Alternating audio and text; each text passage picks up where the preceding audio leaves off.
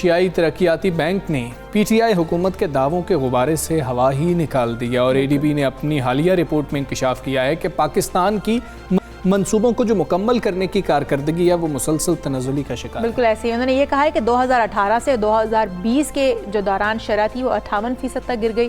हैरत अंगेज़ तौर पर एक साल का 2017 की अगर बात करें तो शरह 70% तक थी जो कि तनज़ुली का शिकार हुए। हम रिपोर्ट के मुताबिक ये भी बताया गया कि हुकूमत ने पब्लिक सेक्टर मैनेजमेंट और जो आबी शोबे थे उनमें खासी जो नाकिस कारकर्दगी है वो दिखाई और मजमूई तनाजुली का बाइस बन गई। बिल्कुल ऐसे ही है और रिपोर्ट ये भी हमें बता रही है कि मंसूबों की किसी ने जिम्मेदारी उठाई, ना ही उन्हें बर वक्त मुकम्मल करने का इरादा किया गया और मंसूबों में बार बार ताख़ीर होने से उनकी जो मजमूई लागत है वो भी बहुत ज़्यादा बढ़ गई और ख़जाने को जो है उससे भी नुकसान हुआ। लेकिन काबिल गौर बात यह है कि तहरीक इंसाफ की हुकूमत को मंसूबे वक्त पर ख़त्म ना करने की मद में कई मिलियन डॉलर पेनल्टी के तौर पे अदा करने पड़े हैं। अफसोसनाक अमर तो यही है कि जिस मुल्क को पहले मुआशी बहरान का सामना है वो मुल्क मंसूबे मुकम्मल ना होने की वजह से आज जुर्माने अदा कर रहा है।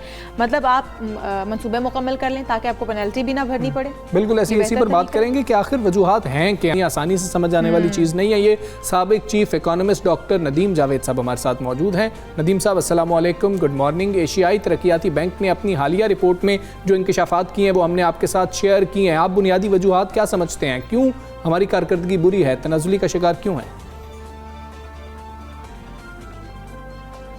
जी वालेकुम सलाम और आपके नाजरीन को भी अस्सलाम वालेकुम। देखें रिपोर्ट जो है I think it's very odd in the situation of Covid के जो प्राइमरीली जब इस तरह की कोई भी सिचुएशन आती है लाइक किसी पैंडेमिक में या किसी भी किस्म का ज़्यादा सीरियस स्लो डाउन किसी भी इकोनॉमी में हो और किसी भी डोमेस्टिक रीजंस की वजह से, तो इस तरह के मसाइल सामने आते हैं। तो यही सेम कॉन्टेक्स्ट है पाकिस्तान के जो सूरत हाल है वो बाकी ममालिक से मुख्तलिफ नहीं है। अगर अब आप बाकी अपने जो रीजन के कंट्रीज़ हैं भूटान, इंडिया, श्रीलंका, तो इन सब कंट्रीज़ में कोई 5% से 9 यानी इंडिया में 9% का नेगेटिव इकोनॉमिक ग्रोथ उसको कहते हैं कि श्रिंकेज हुआ है। तो पाकिस्तान में तो इट वाज ओनली 0.2%। ठीक है, तो we were lucky in the sense क्योंकि हमारे यहाँ लॉकडाउन्स और जो शटडाउन था वो उस नौइयत का नहीं था जिस तरीके से बाकी कंट्रीज़ को उसने अफेक्ट किया। तो इस सारी सूरत हाल में जब आपकी इकोनॉमी इतने बुरे तरीके से सफ़र करती है तो उसका इम्पेक्ट लामाला आपके जो बजटेड अखराजात होते हैं और बजटेड रेवेन्यू होता है, जो टैक्स कलेक्शन भी हो रही होती है, उन तमाम चीज़ों पे आता है। तो वही सेम जो मामलात हैं फिर उनका जो इम्पेक्ट है वो ओवरऑल बुरा पड़ता है, उन प्रोजेक्ट्स पे भी आता है जिन जी ओवरऑल उन प्रोजेक्ट्स के लिए वो डेवलपमेंट जो प्रोजेक्ट सिचुएशन क्रिएट होती है। डेवलपमेंट प्रोजेक्ट जो हैं इनके रुकने से मुल्क के खजाने को किस कदर नुकसान पहुंचता है और ख़ास तौर पर अगर हम ये बात करें कि बेरोजगारी वो किस हद तक बढ़ जाती है? देखें जो बेरोजगारी है उसका ताल्लुक बहुत ज़्यादा इन्वेस्टमेंट के साथ है, ठीक है, और जो पब्लिक सेक्टर इन्वेस्टमेंट जिसको हम PSDP कहते हैं और प्रोविंशियल गवर्नमेंट्स के ADPs जो कहलाते हैं एनुअल डेवलपमेंट प्लान्स, तो अगर इसको कंबाइन इसका इफ़ेक्ट आप देखें तो पाकिस्तान में फॉर एग्ज़ाम्पल 2020 में जो बजटेड अमाउंट थी वो 1.23 ट्रिलियन रुपीज़ थी। ठीक है, तो जो कि ऑलमोस्ट GDP का 2.3% के करीब बनता है। तो ये जब इन्वेस्टमेंट होती है पब्लिक सेक्टर से तो ये ड्राइव करती है investment from the private sector later on. ठीक है, तो normally it goes till 13-14% of GDP का जो है वो पाकिस्तान में इन्वेस्ट हो रहा होता है हर साल। 2018 तक जो सिचुएशन थी उसमें ये 14.6% पे भी चला गया था इन्वेस्टमेंट टू GDP रेशो। तो इस इन्वेस्टमेंट टू GDP रेशो अभी भी यानी कि उस ज़माने में 14.6 भी बहुत कम था क्योंकि जिन कंट्रीज़ को हम देखते हैं जिन्हें हम न्यूली इंडस्ट्रियलाइज्ड इकोनॉमीज़ कहते हैं, जिनमें जिसमें साउथ कोरिया है, मलेशिया है और इस तरह के रिसेंट एग्जांपल्स हैं जिन्होंने रिसेंटली खुद को इंडस्ट्रियलाइज किया है। Singapore is also very good example. तो इन सब कंट्रीज में जो इन्वेस्टमेंट टू जीडीपी रेशियो थी वो 20% से ज्यादा रही हमेशा उन डेकेड्स में जिनमें उन्होंने बहुत ज्यादा तेजी से डेवलप किया खुद को। ठीक है डॉक्टर साहब, हमें ये बताइएगा, कीपिंग इन व्यू। डॉक्टर साहब, अगर हम सब कुछ डाल दें कि ये कोविड की वजह से हुआ तो बहुत आसान राह फरार नहीं है हमारे लिए। 2018 से 20 का ये डेटा है, 2018 से 20 का डेटा, क्या सिर्फ एक फैक्टर कोविड ही है या फिर हमारी बैड गवर्नेंस भी एक वजह है कि हम नीचे आए हैं, तनज़ुली हुई है? देखें, I mean of course multiple reasons हैं, लेकिन ऑफ कोर्स जो प्राइमरी रीज़न है वो आपकी कोविड है जो इन चीज़ों को अफेक्ट कर रही है। लेकिन उसके साथ इवेंचुअली देखें, अगर एक गवर्नमेंट अभी ऑफिस में आई है, उसका ट्रांजिशन टाइम 5-6 महीने तो उसको शुरू में चीज़ों को समझने में और कंट्रोल लेने में ही लग जाता है। ठीक है, तो अभी उस पीरियड से आप गुजर रहे थे तो मीनवाइल मैसिव जो डिवैल्यूएशन हुई उसने चीज़ों को अफेक्ट किया। और पर्टिकुलरली जब आप एशियन डेवलपमेंट बैंक या वर्ल्ड बैंक से बोरोइंग की बात करते हैं तो वो बहुत सारी जो आपकी प्लानिंग उस सेंस में हुई होती है वो एक डॉलर रेट पे हुई होती है कि इस प्रोजेक्ट में फॉर एग्जांपल इतने जो है वो डॉलर्स की इन्वेस्टमेंट है। और तो जब डेप्रिसिएशन होती है तो उस सूरत में तो खैर गेन होता है, अगर करेंसी अप्रिशिएट करे तो उस सूरत में then you need more dollars. तो यहाँ पे ये चीज़ तो फ़ायदेमंद थी जो इंटरनेशनल बोरोअर्स से सॉरी इंटरनेशनल इन इदारों से हम बोरो करके इसमें आप क्या समझते हैं नाअहली और करप्शन का कितना बड़ा हाथ हो सकता है? और फिर ये भी बताइएगा कि क्या इसमें आने वाले दिनों में कोई बेहतरी देख रहे हैं आप?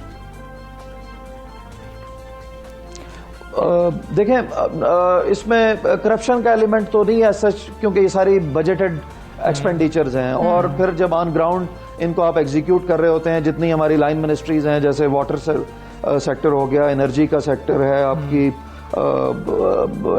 जो दूसरी जहाँ पे सॉफ्ट इंटरवेंशंस चाहिए होती हैं, जहाँ ब्रिक एंड मॉर्टर इन्वॉल्व नहीं होता डेवलपमेंट में, ठीक, उन सब मिनिस्ट्रीज को इस डेवलपमेंट बजट से शेयर मिल रहा होता है। ठीक है। और जब इस डेवलपमेंट को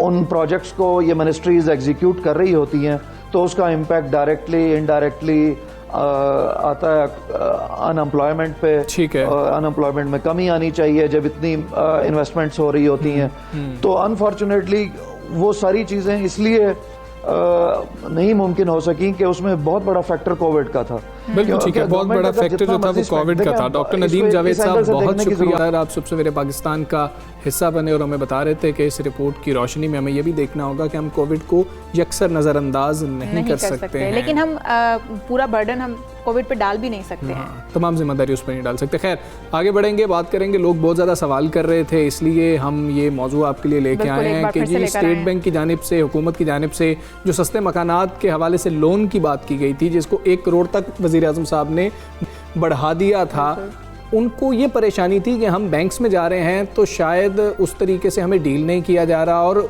इतने अच्छे मंसूबे के ऐलान के बावजूद जो है जो कर्ज के हुसूल की रफ्तार है वो सुस्त रवि का शिकार थी, जिस पर स्टेट बैंक ने अब हाउसिंग के कर्जों के लिए एक मैकेनिज्म प्रॉपर तैयार कर लिया है।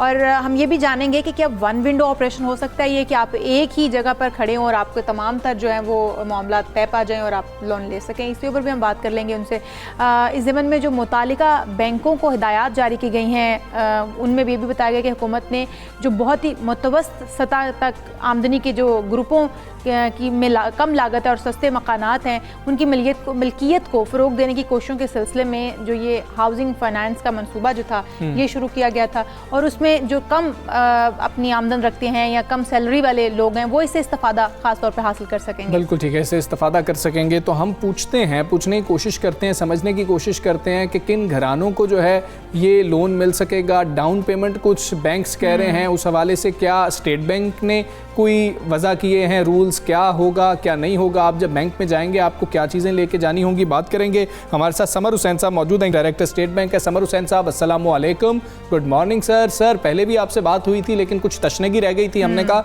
उसको जो है मुकम्मल कर लेते हैं, कुछ लोगों को समझाने की कोशिश करते हैं। सर, ये जो अब नई चीज़ें वजह कर दी गई हैं, हाउस लोन के हवाले से नया तरीकाकार है, वो क्या कहता है, कितनी आसानी होगी लोगों को? जी वालेकुम सलाम जी। सबसे पहले तो मैं आप सबका और ख़ासतौर पे 92 चैनल का शुक्रिया अदा करना चाहूँगा कि एक मरतबा फिर मुझे मौका दिया गया इसके बारे में बात करने का। अभी मैं उन चीज़ों की तरफ आऊँगा, लेकिन सबसे पहले जो आपने जो इब्तिदा की थी उसके मुतालिक मैं एक बात ये कहना चाहूँगा, और वो बहुत ज़रूरी है कि तमाम नाज़रीन तक ये बात पहुँचे, ताकि वो एक ये इम्प्रेशन के शायद लोगों को वो इस अंदाज से नहीं मिल रहा या लोगों को इस मुश्किल इसमें बहुत ज़्यादा पेश आ रही है, उसके हवाले से मैं एक बात ज़रूर बताना चाहूँगा, नंबर शेयर करना चाहूँगा मैं आपसे, ताकि क्योंकि देखिए जब नंबर होता है ना तो वो कॉन्क्रीट होता है। तो मैं आपको बताना चाहूँगा कि अब तक इस स्कीम के तहत हमारे पास कल तक का जो डेटा था उसके हिसाब से 52 अरब रुपए की एप्लीकेशन बैंक वसूल कर चुके हैं। अच्छा। देखिए ये एक अच्छा खासा बड़ा नंबर है, बहुत बड़ा नंबर है। 52 अरब रुपए की घरों की एप्लीकेशंस कर्जों के लिए बैंक वसूल कर चुके हैं, और आपको मुझे बताते हुए खुशी महसूस हो रही है कि इसमें से 15 अरब रुपए ऑलरेडी अप्रूव कर चुके हैं बैंक। अच्छा, यानी 15 अरब रुपए के घरों के कर्जे बैंक अप्रूव कर चुके हैं। बाकी वो चूंकि प्रोसेस के अंदर और चीजें चाहिए होती हैं, तो जैसे जैसे बैंक उसको प्रोसेस कर रहे हैं तो साथ साथ उनको करना शुरू कर देंगे। लेकिन मैं आपको बताऊं कि उसके बावजूद जो आपकी ये बात थी, और ये बात काफी हद तक दुरुस्त है कि जब बैंक लोग आम आदमी जा रहे होते हैं बैंकों के पास तो उनको मुश्किल भी पेश आ रही होती है। उसकी बुनियादी एक वजह यह है कि गैप बहुत ज्यादा था। देखिए क्योंकि लोगों के पास घर मौजूद नहीं था, तो लिहाजा लोगों की बहुत बड़ी तादाद ने बैंकों के पास गए, तो ये तादाद का ज्यादा गैप का ज्यादा होने की वजह से ये हुआ है। अच्छा, अब मैं आ जाऊं, देखें आपने पूछा कि इसके अंदर नई क्या चीज है। आपको पता होगा कि 25 मार्च को हमने स्टेट बैंक ने और गवर्नमेंट ऑफ पाकिस्तान ने मिलकर इस स्कीम के अंदर कुछ बुनियादी तब्दीली की, जिसका आपने तस्करा भी किया है कि अब कर्जे की अमाउंट बढ़ा दी गई। क्योंकि देखिए एक कंप्लेंट जो आ रही थी लोगों की तरफ से, वो ये कंप्लेंट थी कि जो कर्जे की हद थी उसके अंदर घर उनको नहीं मिल पा रहा था। तो अब ऐसा कर दिया गया है कि जहां कर्जे की हद पहले 3 मिलियन रुपए तक की थी 5 मरले तक के घर के लिए, उसको अब 6 मिलियन कर दिया गया है, यानी 60 लाख रुपए तक कर दिया गया है। और इसी तरह जो 10 मरले घर था उसकी 5 मिलियन जो कि 50 लाख की पहले कर्जे की लिमिट थी वो अब 1 करोड़ रुपए तक की कर दी गई है। इसके अलावा एक रुकावट और थी, ये बताना जरूरी इसलिए कि शायद लोगों को अभी तक इसका पता नहीं है। एक रुकावट ये थी कि लोग जब जाते थे तो उनसे कहा जाता था कि आपको सिर्फ नया घर जो होगा उसके लिए आपको कर्जा मिल सकता है, आप पुराने घर के लिए नहीं कर सकते। अब देखें इसमें ये तब्दीली भी कर दी गई है। 25 मार्च को जो सर्कुलर इशू किया गया था, हुकूमत पाकिस्तान ने जब पहले वो कैबिनेट से अप्रूव करवाया था, फिर उन्होंने सर्कुलर किया इसको, जिसके तहत अब पुराने घर भी 2 साल के लिए गुंजाइश दे दी गई है कि अगर पुराना घर भी, देखिए आप क्या आप कर सकते हैं। ठीक है, अगर आपके पास जमीन है आप घर बनाने के लिए कर्जा ले सकते हैं। अगर आपके पास जमीन भी नहीं है तो आप जमीन के लिए भी और घर बनाने के लिए भी कर्जा ले सकते हैं। अगर आपके पास कोई पुराना आप पुराना घर खरीदना चाहते हैं तो वो भी अब आप खरीद सकते हैं इसके अंदर। तो सर प्लीज 60 लाख के अंदर एक शख्स को घर नहीं मिल रहा, घर मिल रहा है 70 लाख रुपए का, लेकिन जो अमाउंट मिल सकती है उसको 60 लाख मिल सकती है। उस 10 लाख का वो क्या करे, उसको खुद से देने पड़ेंगे, उसका क्या मैकेनिज्म होगा? जी बिल्कुल, आप सही कह रहे हैं कि देखिए चूंकि इस कर्जे के अंदर जब भी घरों का कर्जा होता है उसके अंदर 2 चीजें होती हैं, एक बैंक कितना लोन दे रहा है और एक जो एप्लीकेंट है उसको खुद कितना लगाना पड़ रहा होता है। तो जो छोटी कैटेगरीज होती हैं लो कॉस्ट की, उनके लिए तो रिक्वायरमेंट ये होती है कि अगर 100 रुपए का लोन है तो 90 रुपए बैंक देगा और उसको खुद अपने 10 रुपए लगाने पड़ेंगे। जो 10 रुपए या तो वो अगर उसकी जमीन है तो जमीन की सूरत में लगा सकता है। तो इसका मतलब ये हुआ कि अगर 70 लाख का है तो वो 60 लाख कर्जा ले सकता है, बाकी 10 लाख अपने पास से लगा सकता है, या अगर उसकी जमीन मौजूद है तो वही उसके 10 लाख की तरफ कंट्रीब्यूट हो जाएगी उसके अंदर। अच्छा सर, ये भी एक बताइएगा, एक और चीज़ भी बताइएगा, क्या 1 विंडो सहूलत मिल सकेगी बैंकों की तरफ से, और कितना वक्त दरकार होगा किसी को भी एप्लीकेशन देने के बाद लोन लेने के लिए? जी ये बड़ा अच्छा आपने देखें सवाल किया है।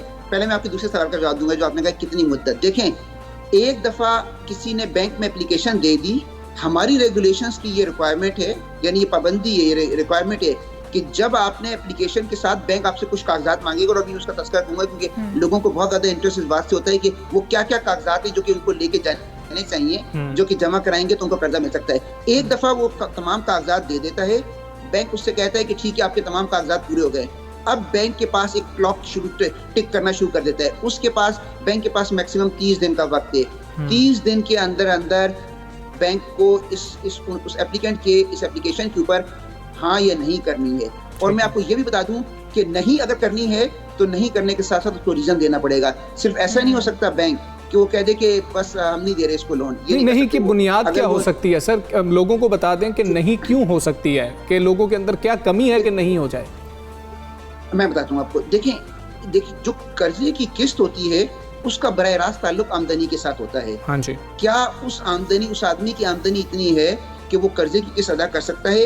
अगर वो आदमी उस कर्जे की किस्त अदा नहीं कर सकता, उसकी आमदनी इससे कम है, तो फिर बैंक उसको लोन नहीं देगा। और अभी मैं उसका भी तो बताऊंगा कि कितनी इनकम होनी चाहिए तो कितने की इंस्टॉलमेंट बन सकती है और कितना लोन मिल सकता है। तो मैं आपको एक रीजन बता रहा हूँ। दूसरी रीजन मैं आपको बताता हूँ कि अगर फर्स्ट करें उसके पास कोई जमीन मौजूद है लेकिन उस जमीन के कागजात परफेक्ट नहीं है, उसके अंदर कोई मसाइल नहीं, कोई मुश्किलात हैं, तो उसकी बुनियाद पे भी बैंक जो है वो कर्जे से इसलिए इनकार कर सकता है क्योंकि अगर लीगल डॉक्यूमेंटेशन प्रॉपर तरीके से मौजूद नहीं है तो वो जाहिर फिर उसको कर्जा नहीं देगा। तो ये मैं आपको दो बताई हैं और इसके अलावा भी कई वजूहत हो सकती हैं। मसलन मैं आपको एक और रीजन भी दे सकता हूँ कि अगर किसी का ट्रैक रिकॉर्ड ऐसा है कि उसकी पहले डिफॉल्ट की हिस्ट्री चली आई है, वो मुस्तकिल डिफॉल्ट करता चला आया है, तो जाहिर उसका नाम चूंकि क्रेडिट ब्यूरो के अंदर आ रहा होगा, तो फिर बैंक बिल्कुल ठीक है। सर अब दो चीजें बता दें। एक तो आप कह रहे थे कि आप हमें बताएंगे कि किस तनख्वाह पे कितना कर्जा लिया जा सकता है, उसकी क्या किस्त बनेगी, और दूसरी इसकी कोई लास्ट डेट है, लोगों को पता हो कि ये लास्ट डेट है? नहीं, देखें पहली बात तो ये इसकी कोई लास्ट डेट नहीं है। ठीक है। ये बिल्कुल स्कीम अभी चलती रहेगी और वजीर मुझे बताती है बड़ी खुशी महसूस हो रही है कि वजीर आजम पाकिस्तान इमरान खान साहब ने ये कहा है कि इसके लिए चूंकि अभी गवर्नमेंट ने 33 अरब रुपए की सब्सिडी दी है। अभी मैं आपको बताऊंगा कि इसकी देखें, आप ये देखें एक सवाल है उभरता है कि पहले ये क्यों नहीं हो रहा था, अब क्यों हो रहा है। जी देखिए ये बड़ा एक अहम सवाल है। पहले उसकी मैं वजह बताता हूँ आपको। देखिए पहले मसलन अगर कोई 20 लाख रुपए का कर्जा लेता था घर के लिए, तो जो उसकी किस्त बनती थी नॉर्मल मार्कअप रेट के ऊपर, जो नॉर्मल रेट होता है बैंक का, वो तकरीबन 27,000 बनती थी। अब देखिए 20 लाख रुपए के कर्जे के लिए 27,000 रुपए की इंस्टॉलमेंट कोई अदा नहीं कर सकता, और खासतौर पर मुतवस्सित तबके का या कम आमदनी वाला। तो अब हुकूमत ने क्या किया है कि ये देख समझें कि इस किस्त को आधा कर दिया है, और जो आधा किया है वो आधा वजन जो है, जो बोझ है, उस किस्त का आधा हुकूमत खुद बर्दाश्त कर रही है। तो अब मैं आपको बताता हूँ कि अगर आप 10 लाख रुपए का कर्जा लेते हैं, मैं आपको मोटे मोटे नंबर बताता हूँ, तो आपको किस्त जो है वो तकरीबन 6,600 रुपए की पड़ेगी। ठीक है। अगर आप 20 लाख रुपए का कर्जा लेते हैं तो आपको किस्त तकरीबन 13,200 रुपए की पड़ेगी। ठीक है। 30 लाख लेते हैं तो किस्त महीने की 20,000 पड़ेगी। ठीक है। अगर आप फर्ज करें कि 50 लाख रुपए का कर्जा लेते हैं तो आपको किस्त पड़ेगी 33,000 रुपए की। 33। अच्छा, अब ये देखें कि इन किस्तों के लिए आपकी आमदनी कितनी होनी चाहिए। तो उसका देखें एक बड़ा आसान सा, एक जिसे कहते हैं कि अंगूठे का उसूल, जिसे कहते हैं थंब लाइन प्रिंसिपल। वो प्रिंसिपल ये होता है कि आपकी जितनी आमदनी है उसको अदा करना है, उसकी आधी। जी बिल्कुल एग्जैक्टली, आपने खुद बता दिया कि इसका मतलब ये हुआ कि अगर किसी ने 30 लाख रुपए का कर्जा लेना चाहता है और 20,000 रुपए उसकी इंस्टॉलमेंट बनती है, तो उसकी आमदनी कम से कम 40,000 रुपए होनी चाहिए।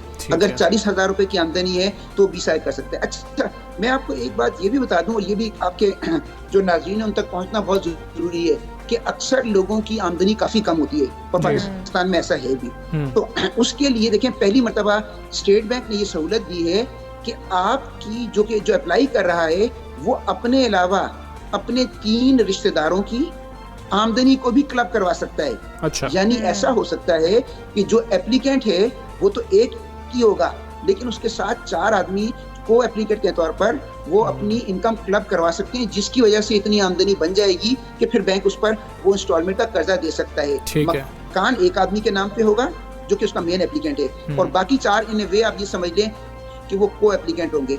हमने एक सहूलत और भी दी है। देखें ये कि अब मैं आ रहा हूँ उस अहम बात की तरफ जिस तरफ लोग एक्चुअली जानने में ज्यादा इंटरेस्टेड होंगे, और आपके लोग भी और आम कायरीन भी, कि अब तक चले ये तो फिर भी था कि तनख्वाहदार तबका जो था, जो जिसका रेगुलर इनकम थी, जिसका बिजनेस था, उसको तो कहीं ना कहीं से फिर भी कर्जा मिल जाता था। इशू आता है बुनियादी तौर पर ऐसे लोगों का जिनकी रेगुलर इनकम नहीं होती है। मसलन मैं आपको मिसाल देता हूँ कि ऐसे लोग जो कि हमारे इदारे में भी हैं, आपके इदारे में भी ऐसे लोग होंगे जो कॉन्ट्रैक्ट पे काम कर रहे होंगे, जो डेली वेजेस पे काम कर रहे होंगे, जिनकी रेगुलर इनकम मौजूद नहीं है, या कोई ऐसे लोग हैं जो कि जिनके अपने ठेले होंगे या दुकानें हैं, उनकी रेगुलर इनकम नहीं है। तो उनके लिए भी पहली मर्तबा इस स्कीम में ये किया गया है कि इनफॉर्मल इनकम को भी कैलकुलेट करने का एक तरीका बताया गया है, और मैं वो तरीका बताता हूँ कि उसके लिए कि एक आम आदमी को क्या क्या चीजें लेके जानी पड़ेंगी। देखिए ऐसा आदमी जो इनफॉर्मल इनकम है, जिसको जो मैं इनफॉर्मल कह रहा हूँ, इनफॉर्मल का मतलब ये कि वो कमा तो रहा होता है लेकिन उसका कोई बहुत कॉन्क्रीट किस्म का एविडेंस नजर नहीं आ रहा होता ठीक कि है। जिसको वो सबूत के तौर पे पेश कर सके, तो वो क्या चीजें लेकर बैंक के पास देखे जा सकता है। वो आदमी देखे बैंक के पास जाए, अब जिस जगह पर देखें अभी उसका अपना चूंकि घर मौजूद नहीं है तो किसी ना किसी जगह पर वो रह रहा होगा, तो जिस जगह पर रह रहा है वहां वो कुछ किराया अदा करता होगा, वो बताए जाकर बैंक को कि देखें मैं इस जगह पर रह रहा हूँ और मैं इतना किराया अदा करता हूँ। वो बैंक उससे ये कह सकता है कि आप जिस मालिक मकान के साथ जहाँ किराए पे आप रह रहे हैं, आपने कोई ना कोई एग्रीमेंट किया होगा उसके साथ, जिसके तहत आप किराया अदा कर रहे हैं, तो उस एग्रीमेंट की एक फोटोकॉपी आप अपने साथ ले जाएं जो एप्लीकेंट है, ताकि वो ये सबूत दे सके कि मैं देखें अभी भी इतनी रकम तो अदा कर रहा हूँ। अच्छा, फिर दूसरी चीज वो क्या कर सकता है कि वो जिस घर में रह रहे हैं उसका बिजली का बिल हो सकता है उसके अपने नाम पे ना हो, क्योंकि घर उसके अपने नाम पे नहीं है। लेकिन आजकल ज्यादातर मालिक मकान क्या करते हैं कि बिजली के चूंकि बिल अच्छे खासे आ रहे हैं बिजली गैस के, कि वो मीटर्स अलग कर देते हैं। तो अगर वो अपने मीटर का बिजली और गैस का बिल, वो भी उसकी भी एक फोटोकॉपी जो है वो बैंक के पास ले जाए, वो अपना कुछ ना कुछ देखें, हर एक आदमी के पास मोबाइल अपना मौजूद है, मोबाइल का कुछ ना कुछ वो टॉप अप करता है, हर महीने 100 रुपए 200 रुपए 300 रुपए टॉप अप कर रहा होता है, तो उसका रिकॉर्ड वो जाके बताए कि मेरा ये सिम नंबर मौजूद है। बैंकों के पास ये सहूलत मौजूद है कि वो उस नंबर से बराह रास्त उसका बिल एक्सेस कर लेते हैं, यानी वो निकाल लेते हैं कि ये महीने में कितना टॉप अप करता है। उसके देखिए बच्चे कहीं ना कहीं पढ़ते होंगे, अगर बच्चे पढ़ते हैं तो वो जिस स्कूल में पढ़ते हैं, अगर वो स्कूल में जब फीस जमा करवाता है तो उस फीस की एक रसीद दे दे।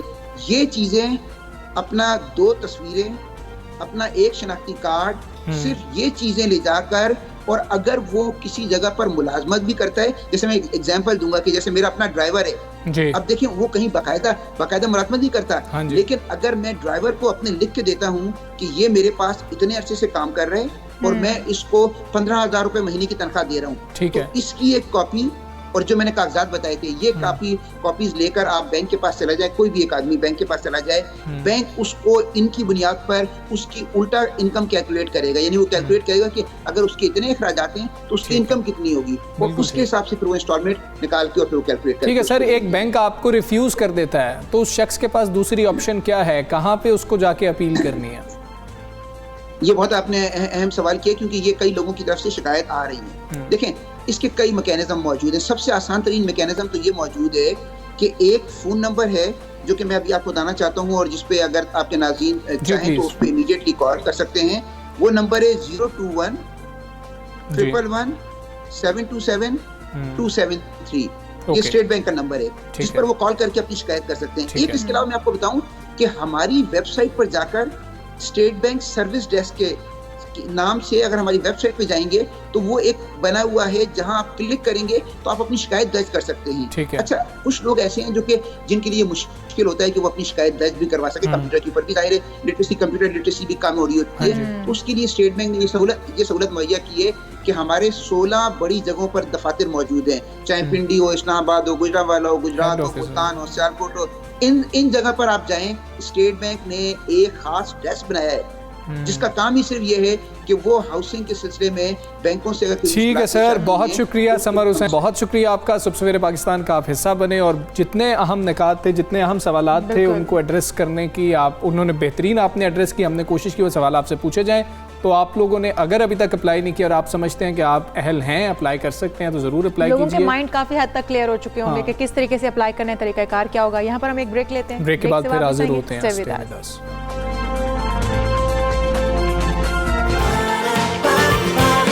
सुबह सवेरे पाकिस्तान।